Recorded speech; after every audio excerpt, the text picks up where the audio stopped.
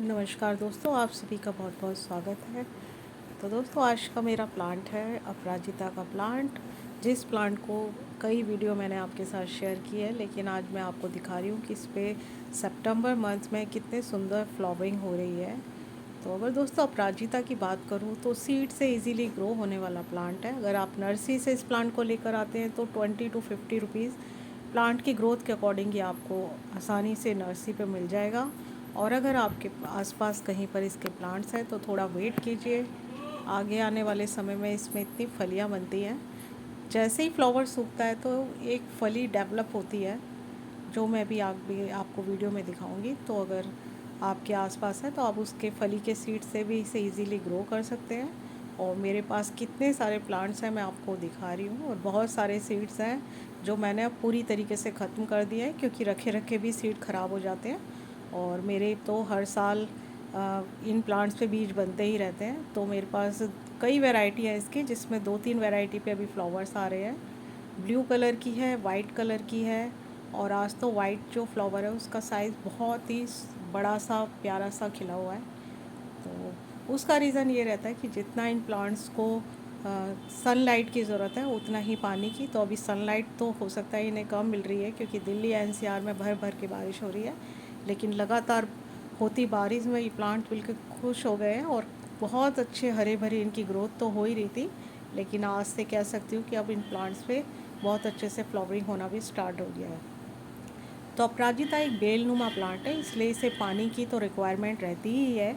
साथ ही इसको बड़े से बड़े पॉट में लगाएंगे तो बहुत अच्छी इसकी ग्रोथ होगी। ऐसा नहीं है कि छोटे पॉट में नहीं चलता, छोटे पॉट में भी इसके प्लांट्स चल जाते हैं। लेकिन अगर आप इसको घना और बड़ा बनाना चाहते हैं तो आप इसके लिए कम से कम 12 से 14 इंच का एक प्लांटर यूज़ कीजिए। अगर मिट्टी का प्लांटर है तो बहुत ही बेस्ट रहता है, लेकिन ऐसा कुछ नहीं है, ये बाल्टी में प्लास्टिक के पॉट में इजीली चलता है। और कभी कभी अपने आप ही नए नए कलर हमारे इस प्लांट में निकल के आ जाते हैं। तो ये लाइट स्काई ब्लू सा बहुत ही सुंदर सा कलर है।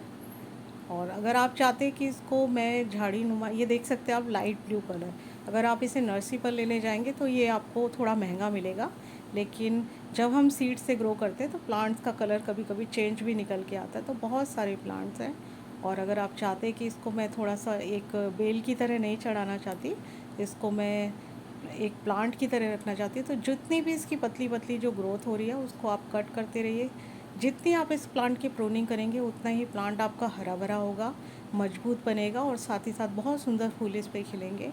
क्योंकि कभी कभी हमारे पास इतना स्पेस नहीं होता कि हम इसे बेल की तरीके से चढ़ाएं। लेकिन किसी भी तरीके से आप इस प्लांट को ग्रो कीजिए, इसकी लटकती झूमती हुई टहनियाँ बहुत ही सुंदर सी लगती हैं। और सबसे बड़ी बात है कि शुभ पौधा है, सभी देवी देवताओं का प्रिय पौधा है। तो दोनों ही बेनिफिट आपको मिल जाते।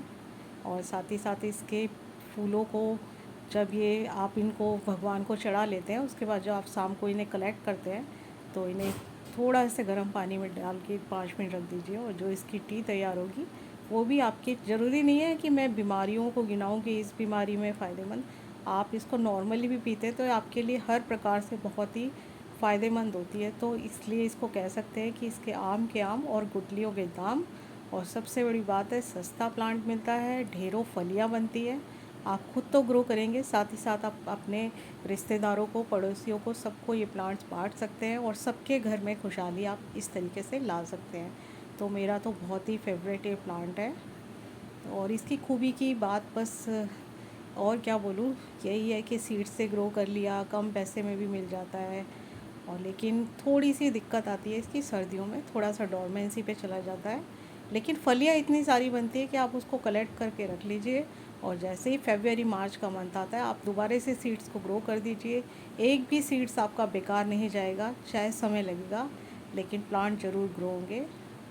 तो दोस्तों, अपराजिता के बारे में अगर आपको मेरी जानकारी अच्छी लगी हो तो प्लीज़ एक लाइक कीजिए।